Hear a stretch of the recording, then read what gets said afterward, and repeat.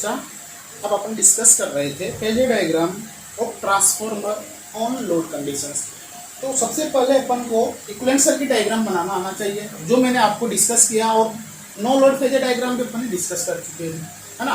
अब अपन इसके बाद में इसका जो फेजर डायग्राम है वो भी लोड पे एट लोडेड कंडीशंस में फेजर डायग्राम अपन डिस्कस करने जा रहे हैं। तो मैं सबसे पहले इसका इक्विवेलेंट सर्किट डायग्राम बनाता हूँ।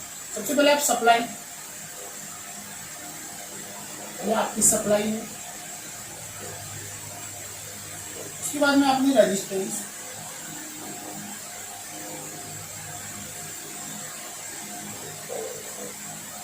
ये आपका रिएक्टेंस, ये आपकी करंट, ये आपकी नो लोड पैरामीटर,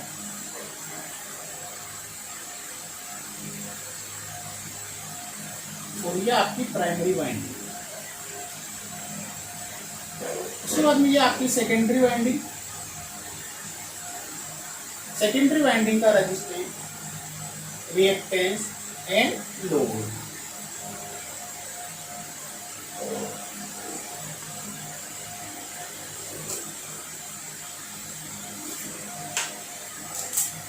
ओके, इनको अपन R1,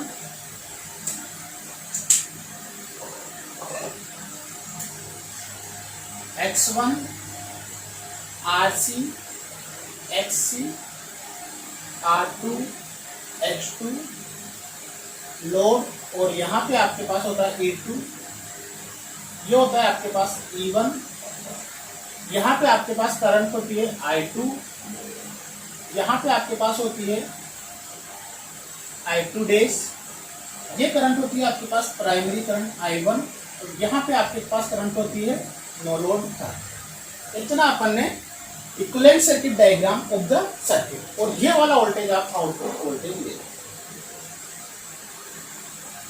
ठीक है, अब देखो यहां से मैं दो इक्वेशंस लिख सकता हूं, E2 equals to V2 plus I2 R2 plus J into I। ऐसे कैसे आप V1 लिख सकते हो, इसको आप E1 ले लो, अगर E1 नहीं लेना चाहते हो तो आप इसको V1 डैश भी ले सकते हो। तो क्या होगा, V1 dash plus I1 R1 plus J I1 X।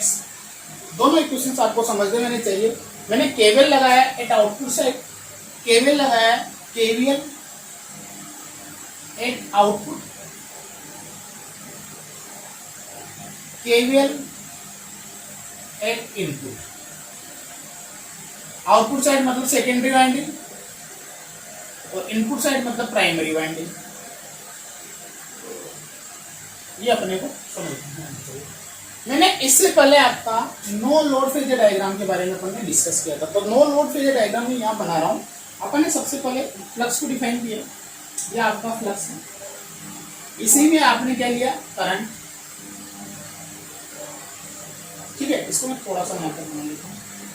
ठीक है, यहाँ पे आपने फ्लक्स से मैंने बताया था कि भाई फैराडे के लॉ के अनुसार क्या होता है कि E1 और E2 दोनों के दोनों लेट करते हैं किससे, करंट से या फ्लक्स से बाय 90 डिग्री। ये अपन ने डिस्कस किया, है ना। अब मैं बता रहा हूँ कि आपका थोड़ा सा वोल्टेज भी इससे लेट करेगा, जो आपका टर्मिनल वोल्टेज है, आउटपुट वोल्टेज V2, ये भी इससे थोड़ा सा लेट करेगा। इन दोनों का जो भी आपका डिफरेंस एंगल होगा उसको आप डेल से डिनोट कर सकते हो, इस वाले एंगल को आप डेल लिख सकते हो। ठीक है, उसके बाद में देखो E2 क्या है, V2 प्लस I2 R2। अब देखो I2 भी आपकी थोड़े से इस एंगल में आपके I2 आप अज्यूम कर सकते हैं। अगर आपने I2 यहाँ पे अज्यूम की है तो इसका reflection N into I2 equal to क्या हो जाएगा आपके पास, I1 I2 डेज। ये देखो ट्रांसफॉर्मर रेशियो से अपन बता सकते हैं N क्या है आपके पास, E1 upon E2, N1 upon N2 और I2 डिवाइडेड बाय I। तो यहां से I1 क्या हो जाएगा आपके पास, I2 divided by I2 divided by. ठीक है, यहाँ से अपने ट्रांसफॉर्मर के बेसिस से इसको डिफाइन कर लिया। अब ये V2 है आपका, V2 है तो V2 into R, I2 into R2 question जोड़ोगे आपको I2 भी ये रहा, देखो इसमें तो थोड़ा सा आप इसको ऐसे,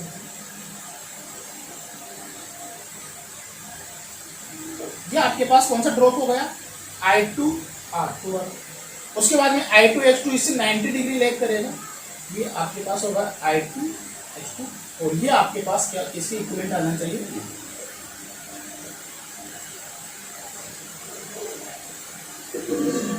ये अपन ने सेकेंडरी वाइंडिंग का अपन ने फेजर डायग्राम ड्रॉ कर लिया। सेम अपन प्राइमरी वाइंडिंग में चलेंगे, क्योंकि मैंने बताया कि E1 आपके पास क्या होता है, E1 equals to minus V1 dash. ये आपने ट्रांसफॉर्मर का जब नो लोड डायग्राम बनाया था तब अपन ने समझा था। तो E1 माइनस V1 डैश का अपोजिट है, तो ये V1 डैश हो गया आपके पास, ये V1 डैश हो गया। अब V1 डैश में आप क्या क्या जोड़ोगे, एक I1 R1 और I1 JX1। आपके पास I1 कोई नहीं, लेकिन मेरे को पता है कि I1 क्या क्या क्या है आपके पास, I1 है आपके पास I0 plus I2 base. I0 no load current आप ड्रॉ कर लीजिए। I0 क्या होती है आपके पास, current component Imu plus IW, vector summation होता है। ये आपके पास नो लोड करंट है Imu, इन दोनों का जब आप समेशन करोगे तो एक करंट आएगी आपके पास, जिस करंट को आप बोलोगे I।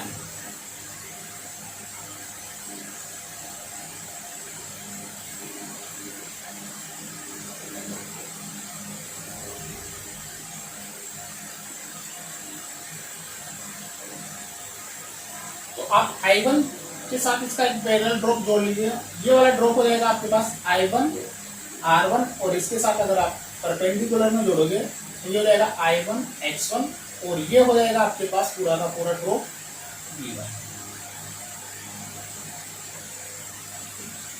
ये आपका फेजर डायग्राम बोलते हैं ट्रांसफॉर्मर आ रहा है, रियल ट्रांसफॉर्मर का आपका फेजर डायग्राम है ये, इतना सा, इसमें कोई टिपिकल वाली बात नहीं है। आपके पास दोनों के दोनों आपको केवीएल याद होना चाहिए, पहला केवीएल ये और सेकंड वाला केवीएल ये। पहला वाला केवीएल जब आप लगाओगे तो E2 equals to V2 plus I2 R2 plus JX2 I2। Second वाला केवल V1 equals to V1 dash plus I1 R1 plus I1 X1, है ना। आपके पास I1 क्या हो जाएगी, I1 क्या हो जाएगा, ये वाली करंट क्या हो जाएगी, इस प्लस ये दोनों I0 प्लस I2 डैश, है ना। उसके बाद में आपके पास E1 बराबर V1 डैश हो जाएगा, नेगेटिव में अपोजिट ऊपर होता है ना। उसके बाद में आपने करंट को रेफरेंस ले लिया तो करंट की डायरेक्शन में आपका फ्लक्स होगा, फ्लक्स से 90 डिग्री एबो पीछे आपका क्या होगा, लेगिंग क्या करेगा आपका E1 करेगा। क्यों करेगा, क्योंकि आपने d∅dt किया था, माइनस d∅dt बराबर E1 किया था, है ना। तो यहाँ से जब आपने इसको कोस लेते हो तो ये साइन आ जाता है, इसलिए आपका ये 90 डिग्री लेग करेगी, ये 90 डिग्री लेग करेगा, तो ये 90 डिग्री V1 डैश आपका 90 डिग्री लेग करेगा। E2 क्या है आपके पास, E2 क्या है, V2 plus I2 R2 plus I2, देखो V2 plus I2 R2 plus I2। ऐसे से आपके पास V1 क्या है, V1 dash plus I1 R1 plus I1 X1। ये आपका phasor diagram of know all load transformer हो गया, ठीक है। अब अपन इसके वोल्टेज रेगुलेशन पे चलते हैं।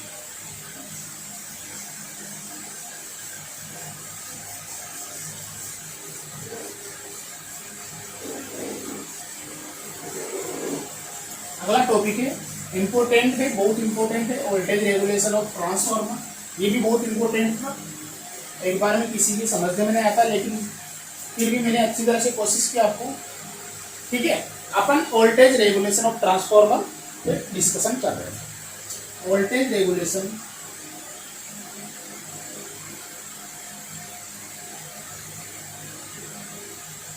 ऑफ ट्रांसफॉर्मर,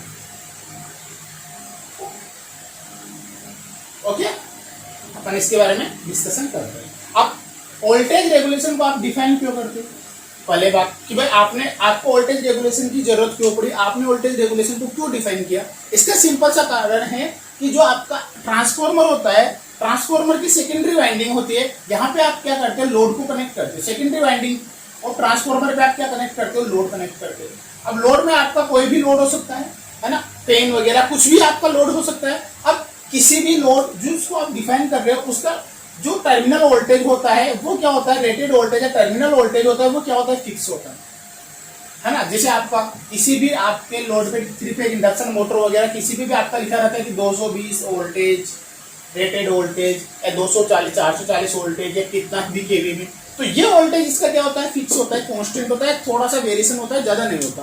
और अगर आपका ट्रांसफॉर्मर की अगर आप वोल्टेज रेगुलेशन को डिफाइन नहीं करोगे, तो वोल्टेज रेगुलेशन को डिफाइन नहीं करोगे तो ये वाला वोल्टेज आप फिक्स नहीं कर पाओगे। वोल्टेज रेगुलेशन क्या होती है, voltage regulation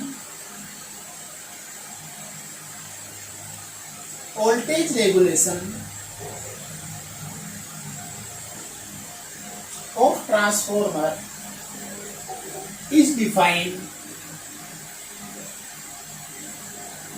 the arithmetic difference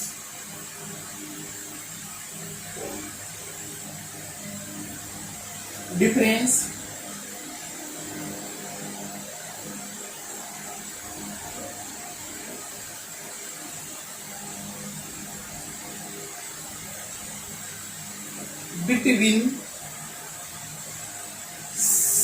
secondary terminal voltage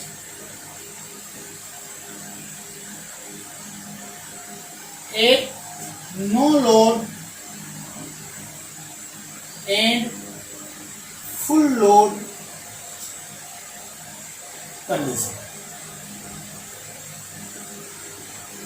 है ना। वोल्टेज रेगुलेशन क्या होती है, voltage regulation of a transformer is defined arithmetic voltage difference between secondary terminal voltage, मतलब सेकेंडरी टर्मिनल वोल्टेज का आपको अर्थमेटिक वोल्टेज डिफरेंस लेना है कब, एक नो लोड। नो लोड का मतलब क्या हो जाएगा आपके पास, जब आपके पास कोई भी करंट लोड में फ्लो नहीं होगी, मतलब आपके पास I2 क्या हो जाएगा 0 और एन फुल लोड, मतलब जब आपके पास रेटेड वोल्टेज पे आपके पास करंट फ्लो हो रही होगी तब आपका पास वोल्टेज रेगुलेशन आएगी, है ना। तो क्या होता है आपके पास voltage regulation are define, always ले लो इन पर यूनिट, या तो आप इसको पर यूनिट में डिफाइन करोगे या फिर आप परसेंटेज में डिफाइन करोगे, या तो आप इसको पर यूनिट में डिफाइन करते हो या फिर आप इसको परसेंटेज में डिफाइन करते हो। क्या होता है देखो, मैंने बताया कि आपकी वोल्टेज रेगुलेशन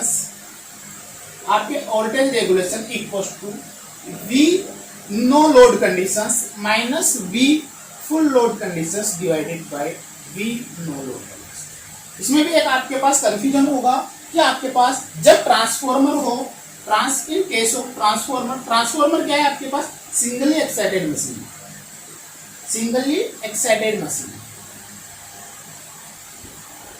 आपके पास ट्रांसफॉर्मर क्या है, सिंगली एक्साइटेड मशीन। तो हमेशा जब भी सिंगली एक्साइटेड मशीन आए तो आप जो डिवाइड करोगे वो हमेशा नो लोड का करोगे। और अगर आपके पास जैसे कि सिंक्रोनस मशीन है, सिंक्रोनस मोटर या मशीन है, जनरेटर है, तो उसमें जब अगर आप ये क्या है आपके पास डबली एक्साइटेड मशीन,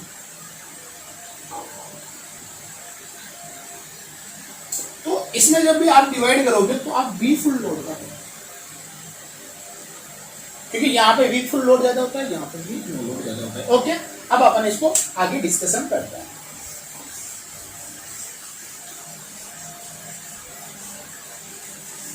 सबसे पहले वोल्टेज रेगुलेशन को डिफाइन करने से पहले मैं आपका जो ट्रांसफॉर्मर है उसके सारे के सारे पैरामीटर को मैं सेकेंडरी में रेफर कर देता हूं। तो मैं लिख देता हूं equivalent circuit diagram of transformer referred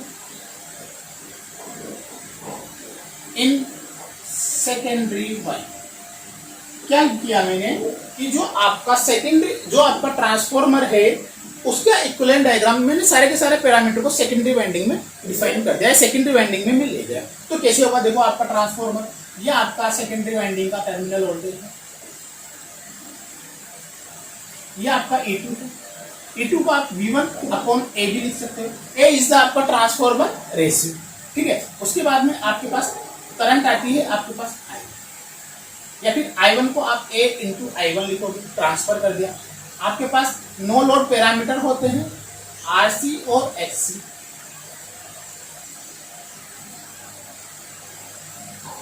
RC को करोगे तो आप A स्क्वायर से मल्टीप्लाई करना पड़ेगा,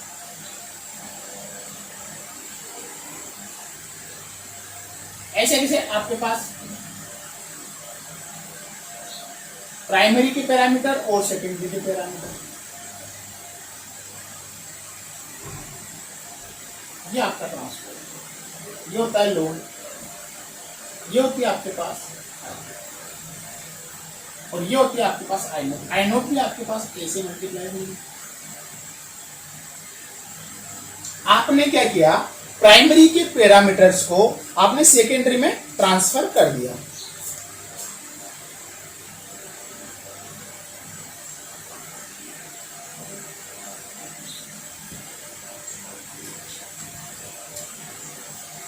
अपॉन ए स्क्वायर होता है।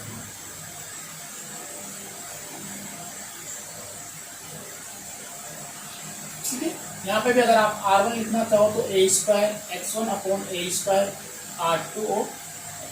इसको जब आप इक्विवेलेंट बनाना चाहोगे तो ये इक्विवेलेंट भी यहीं पे बना देता हूँ। ये वाला वोल्टेज बराबर है ना, तो ये दोनों वोल्टेज बराबर है अगर आपके, और इसको मैं इक्विवेलेंट बनाना चाहूँ तो आप लिख सकते हो इसको आप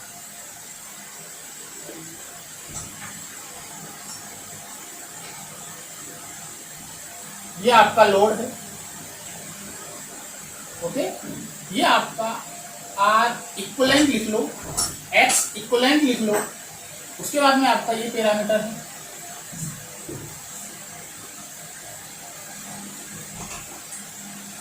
आप इस नॉर्मल पैरामीटर को लिखना चाहो तो लिख लो, अदरवाइज इसकी कोई जरूरत नहीं है ना। मैं इसको इसीलिए डिनोट कर रहा हूं क्योंकि आपको ये पता चलना चाहिए कि यहाँ पे करंट और यहाँ पे करंट आपके पास अलग अलग है, और कुछ भी इसका रीजन नहीं है। चलो इसको लिख लेते हैं अपन एक बार वो।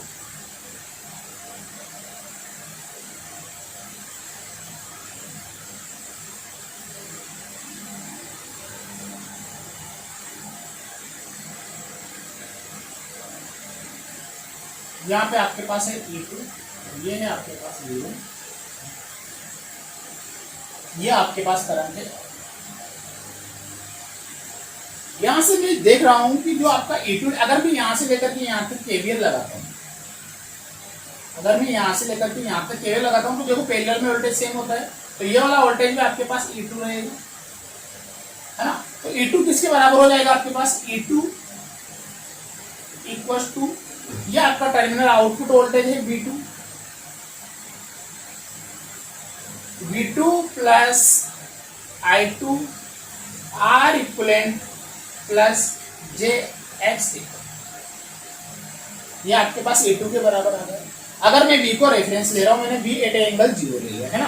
अब देखो ये जो E2 है किस पे डिपेंड करेगा, आपके पास आपका लोड क्या है। देखो I2 का आप एंगल क्या ले सकते हो, +5 भी ले सकते हो, -5 भी ले सकते हो। अगर आपने लेगिंग लोड लिया तो -5 लोगे, और अगर आपने लीडिंग लोड लिया तो +5 लोगे।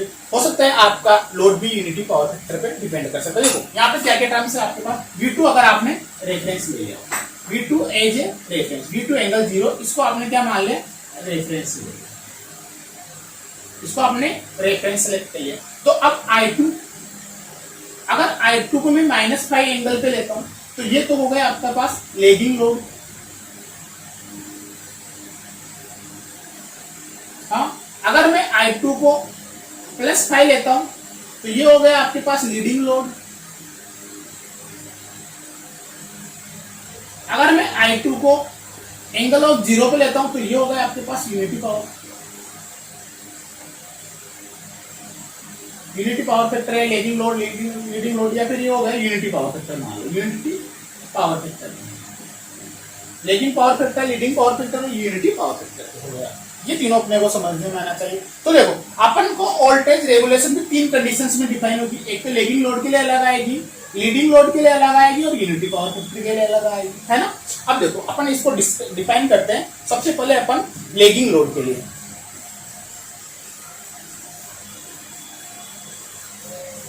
मैं यहीं पे आपको डिफाइन करता हूं, वोल्टेज रेगुलेशंस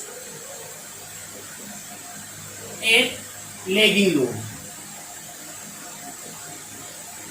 आप लेगिंग लोड के लिए वोल्टेज रेगुलेशन को डिफाइन करें। लेगिंग लोड के लिए आपने डिफाइन कर दिया, आपने बता दिया कि आपकी जो करंट है, लोड करंट है, वो आपके पास वोल्टेज से लेग कर रही है। मैं यहाँ पे आपके पास डायग्राम बना रहा हूं उसमें आपके पास केवीएल लगाओगे तो E2 equal to V2 plus I2 R2 equivalent plus JX2। ठीक है ना। अब सुनो, वोल्टेज रेगुलेशन होती है voltage difference between no load and full load. अब देखो at no load conditions, at no load conditions, जब आपके पास कोई लोड नहीं रहेगा तो क्या हो जाएगा आपके पास I2 क्या हो जाएगा आपके पास 0, तो आपका जो E2 हो जाएगा वो किसके बराबर हो जाएगा आपके पास V1। अगर आपके पास ये कोई यहाँ पे कोई करंट फ्लो नहीं हो रही, करंट फ्लो नहीं हो रही तो यहाँ का कोई वोल्टेज नहीं आएगा, ये वाला वोल्टेज आपके पास V2 है, सॉरी ये वाला वोल्टेज आपके पास V2 है। यहाँ पे कोई वोल्टेज ड्रॉप नहीं होगा, वोल्टेज ड्रॉप यहाँ पे नहीं होगा, यहाँ पे नहीं होगा, तो ये जो E2 है आपके पास, ये जो यहाँ पे जो वोल्टेज आएगा वो किसके बराबर आ जाएगा आपके पास V1/A के या स्वयं के ही बराबर आ जाएगा। एक फुल लोड कंडीशन, जब आपके पास क्या हो लोड कंडीशन हो या लोड लगा हुआ हो तो क्या हो जाएगा आपके पास I2 आएगी। अगर आपके पास I2 आएगी तो E2 क्या हो जाएगा आपके पास, E2 आपके पास हो जाएगा V2 plus R equivalent plus JX2 हो जाएगा। इन दोनों का डिफरेंस लेना है ना, इन दोनों का आपको डिफरेंस लेना है। ठीक है, अपन इसको थोड़ा सा और दिखाएंगे। अब देखो मैं सबसे पहले इसका फेजर डायग्राम ड्रॉ करने की कोशिश करता हूं। मैंने V2 को क्या ले लिया एज ए रेफरेंस ले लिया, मैंने V2 को क्या ले लिया आपका रेफरेंस में ले लिया। मैंने बताया कि आपका लोड है जो लेगिंग लोड है, लेगिंग लोड है तो आपकी करंट क्या रहेगी आपके पास वोल्टेज से पीछे रहेगी। करंट आपके पास आएगी जो आपके पास किस एंगल से, फाई एंगल से आपके पास पीछे रह रही है वोल्टेज। एक मिनट में दोबारा बनाता हूं इसको। आपके पास वोल्टेज है, मैंने बताया लेगिंग लोड है, तो लेगिंग लोड है तो आपके पास करंट आपके इससे फाई एंगल पे लेग करेगी। मैंने बताया E2 इक्वल टू क्या है आपके पास V2 प्लस I2 R2, तो I2 की के पैरेलल में आपका I2 R2 ड्रॉप होगा, ये ड्रॉप होगा आपका I2 R2, ओके। और इसके परपेंडिकुलर आपका I2 X2 ड्रॉप होगा, ये वाला ड्रॉप होगा आपका I2 X2 और ये वाला आपका होगा। समझने में इसको मैं थोड़ा सा और डिनोट करूं, इस वाले लाइंस को मैं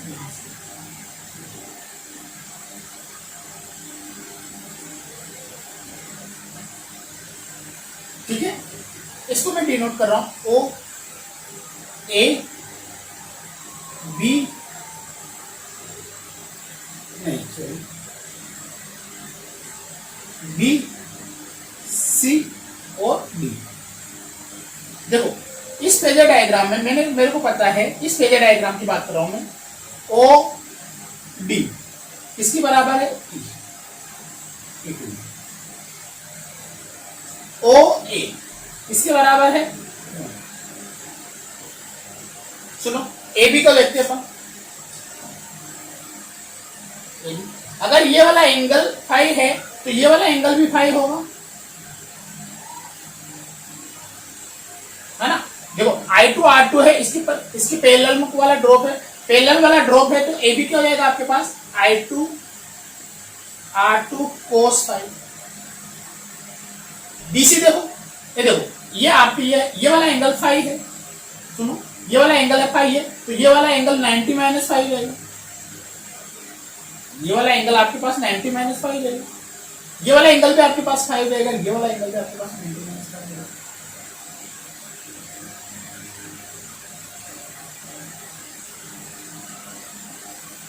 या फिर इस वाले एंगल को आप 5 ले लो तो इसके परपेंडिकुलर कंपोनेंट है आपका BC, तो BC क्या हो जाएगा आपके पास I2 X2 sin फाई। ऐसे कैसे आप अगर इसको भी ले लो E और A तो BE क्या हो जाएगा आपके पास I2 R2 sin फाई और आपके पास डी एफ हो जाएगा आपके पास I2 X2 कोस। ये आपको समझने में आए। देखो मैं एक बार बता रहा हूँ, एक बार रिपीट कर रहे हैं इसको। ये OD क्या है आपके पास E2 के बराबर, OA किसके बराबर है V2 के बराबर है, AB देखो देखो ये वाला कंपोनेंट क्या है आपके पास I2 R2 है ये वाला, तो इसका आपके पास पैरेलल कंपोनेंट लोगे AB क्या हो जाएगा I2 R2 into cos phi, इसका परपेंडिकुलर कंपोनेंट लोगे BE क्या हो जाएगा I2 R2 into sine phi. ऐसे कैसे ये वाला कंपोनेंट देखो ये वाला इसके पैरेलल कंपोनेंट है आपका DF, तो ये पैरेलल कंपोनेंट क्या हो जाएगा आपके पास I2 R2 into cos phi, और इसका परपेंडिकुलर कंपोनेंट EF क्या हो जाएगा आपके पास I2 X2 into sine phi. ये अपने को समझने में आना चाहिए। देखो अब मैं इसको थोड़ा सा लिख रहा हूं, देखो फ्रॉम फेजर डायग्राम से अपन इसको कैलकुलेट करें। तो फेजर डायग्राम से आपके पास E2 किसके बराबर है V2 प्लस, या फिर मैं इसको ऐसे भी लिख सकता हूं कि आपका जो फेजर डायग्राम से अगर मैं आपको लिखना चाहूं तो OD वेक्टर किस किसके बराबर हो जाएगा आपके पास OA vector plus AB vector plus BC vector plus देखो ये वाला प्लस ये वाला प्लस CD वेक्टर, तीनों वेक्टर थे ये वाले AB OA AB BC और ये वाला है ना। तो ये वाला जो CD वेक्टर है या DC वेक्टर है इसको आप क्या लिख सकते हो, इसको आप लिख सकते हो DF vector minus CF vector. देखो इस वाले वेक्टर केवल इस वाले वेक्टर, तो इसको लिख सकते हो आप OA vector plus AB vector plus BC vector.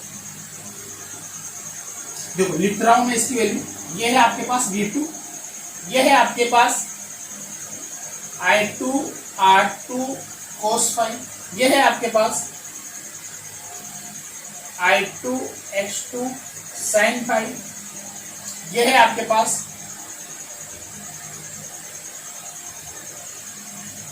I2 X2 cos phi, ये है आपके पास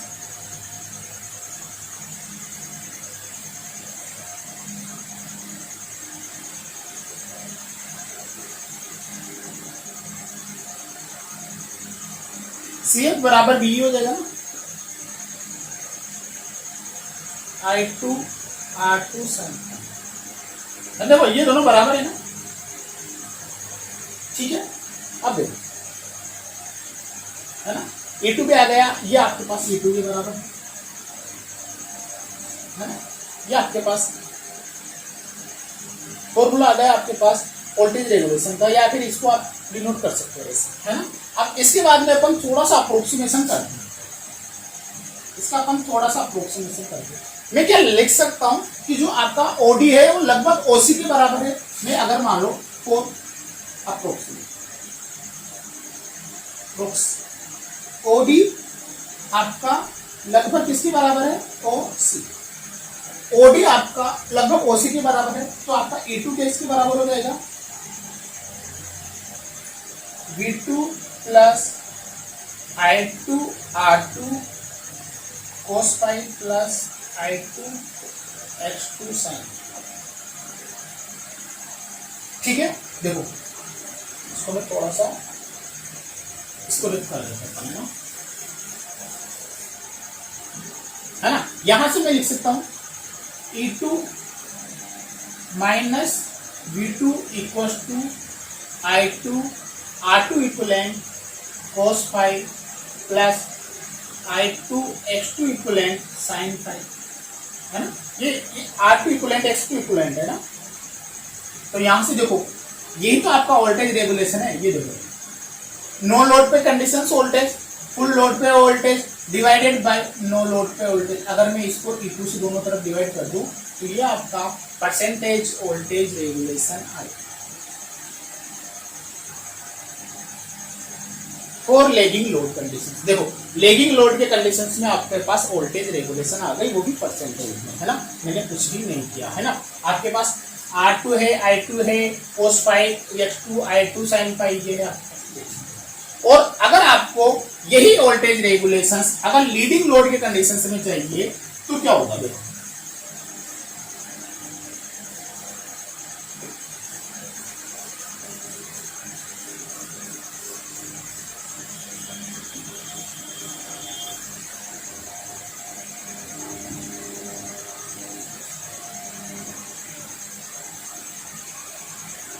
पहले आपके पास जो फाई एंगल था वो था माइनस। अब आप अगर इस फाई को -फाई से रिप्लेस कर दो तो ये वाली एंगल आ जाएगी। देखो मैंने बताया था, सुनो एक मिनट, मैं इसको थोड़ा शॉर्ट करने की कोशिश कर रहा हूँ। चलो इसको एक बार और लिख लो। अगर इसको आप लिखना चाहो तो E2 किसके बराबर था आपके पास, V1/A minus V2 divided by V1 या E2, जो भी आप समझो है ना, इसको ऐसा लिखने की जरूरत भी नहीं है ना। चलो अब अपन आगे देखते हैं, है ना। फॉर लीडिंग पावर फैक्टर, आपके पास लीडिंग पावर फैक्टर के केस में भी अपन डिफाइन कर लेते हैं। अब आपने लैगिंग के केस में तो I2 को -5 ले लिया, लेकिन लीडिंग के केस में क्या होगा, ये तो हो जाएगा आपका लैगिंग। लीडिंग के केस में क्या होगा आपके पास, I2 क्या हो जाएगा +5, है ना। तो मैं इसको माइनस से मल्टीप्लाई कर दूं तो यही आ जाएगा। तो वी वोल्टेज रेगुलेशन क्या रहनी चाहिए आपके पास, जहां पे आपका प्लस है वो आपके पास माइनस।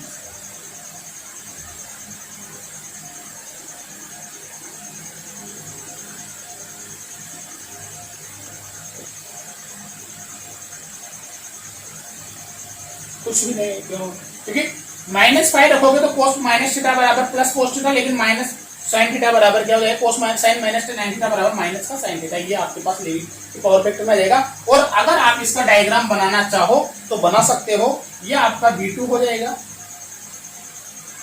देखो क्या हो जाएगा इसमें, E2 = V2 + I2 R2 + J, यही होगा। ये आपका V2 हो जाएगा। अब इस केस में आपकी करंट क्या आएगी, ऊपर आएगी, तो आपके पास I2 R2 ये आ जाएगा, आपके पास I2 X2 ये आएगा और आपका E2 ये आएगा।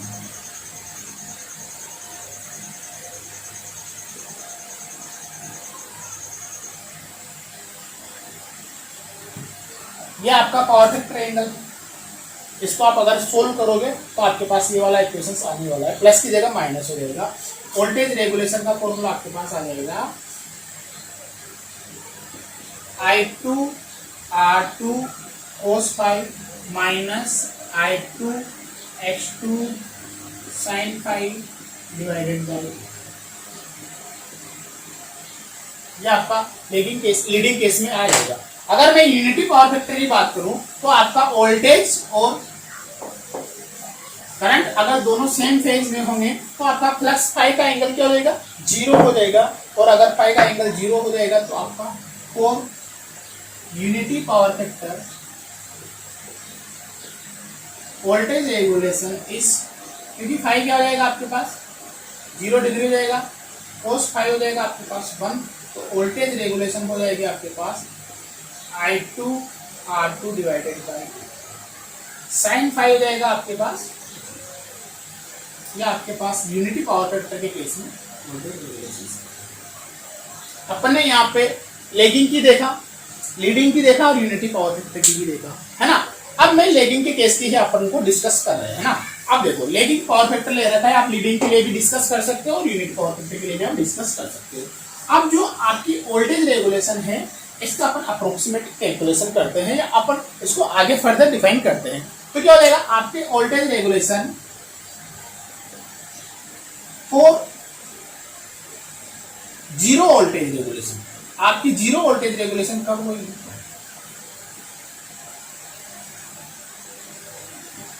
आपकी जीरो वोल्टेज रेगुलेशन प्लस के केस में तो नहीं हो सकती।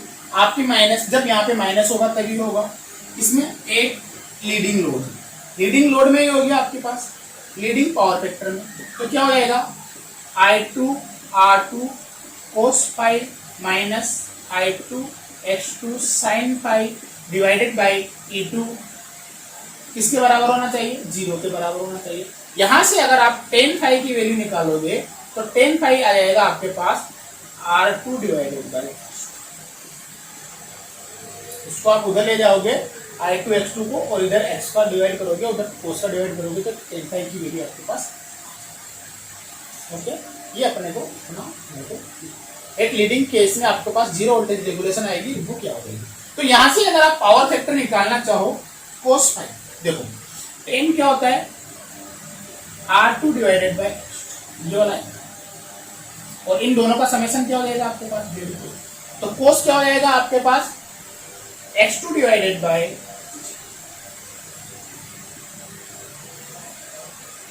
पावर फैक्टर आपके पास। ओके, अपन वोल्टेज रेगुलेशन कैलकुलेट कर रहे हैं फॉर मैक्सिमम के लिए कि भाई आपके पास मैक्सिमम वोल्टेज रेगुलेशन क्या हो जाएगी। फॉर मैक्सिमम वोल्टेज रेगुलेशन, आपको maximum voltage regulation find out करनी है। तो मैक्सिमम वोल्टेज रेगुलेशन अगर आपको डिफाइन करनी है तो आपको एक कौन सा लोड लेना पड़ेगा, लैगिंग लोड। क्यों? क्योंकि लीडिंग लोड में तो माइनस आने वाला है, तो मैक्सिमम आने वाली नहीं है। लैगिंग लोड में आपके पास यहाँ पे मैक्सिमम आने वाली है। तो वोल्टेज रेगुलेशन क्या हो जाएगी आपके पास, I2 R2 cos five plus I2 X2 sin five divided by E2 को चलो छोड़ दो, है ना। तो इसका आपको डिफरेंशिएशन करना है किसके रेस्पेक्ट में। देखो एक ही वेरिएबल है फाइव और कुछ भी वेरिएबल नहीं है। जब आप इसका डिफरेंशिएशन करोगे और उसको इक्विवेलेंट टू जीरो के बराबर करोगे, जब आप उसको इक्विवेलेंट टू जीरो के बराबर करोगे तो देखो cos का डिफरेंशिएशन होता है minus sine I2 R2 sin five plus I2 X2 cos five. तो यहां से tan फाइव की वैल्यू आ जाएगी आपके पास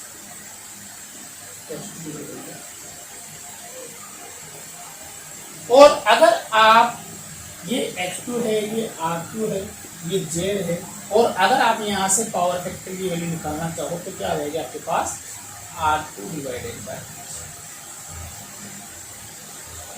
इतना आपको आना चाहिए। ओके, आपका मैंने मैक्सिमम वोल्टेज रेगुलेशन के बारे में डिस्कशन किया है, जीरो वोल्टेज रेगुलेशन के बारे में डिस्कशन किया है, अपने इक्विवेलेंट सर्किट डायग्राम कैसे बनाया है, और सारा का सारा वोल्टेज रेगुलेशन के बारे में अपने डिस्कशन किया है। ठीक है, थैंक यू वेरी मच।